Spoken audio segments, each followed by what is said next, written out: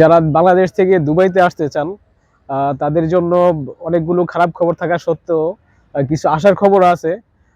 দুবাইয়ের যে semi government যে কোম্পানিগুলো মানে আধা সরকারি কোম্পানি, ট্রান্সগার্ড কোম্পানি আপনার গত এই জুন মাসের 12 তারিখ থেকে বাংলাদেশ থেকে প্রায় প্রতিদিনই ভিসা আসতেছে।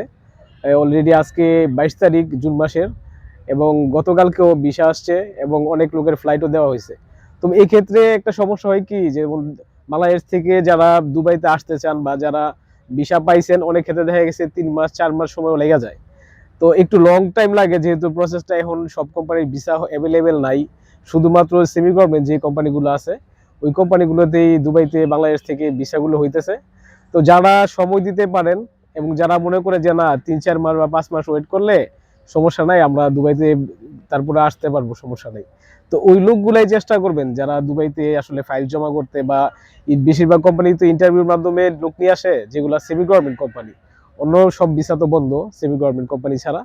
তো যারা দুবাইতে সেমি গভর্নমেন্ট কোম্পানিতে ট্রান্সগার্ড বা যেগুলা ট্রান্সগার্ড আছে, এমদাদ আছে, বিভিন্ন ধরনের কোম্পানি আছে যেগুলা গভর্নমেন্ট রিলেটেড, ওই ভিসাগুলো হয়, কিন্তু একটু সময় লাগে।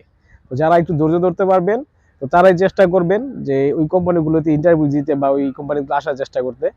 এবং যাদের সময় কম আছে হাতে, তারা আসলে ফাইল জমা না দেওয়াই ভালো। তো সবাইকে ধন্যবাদ।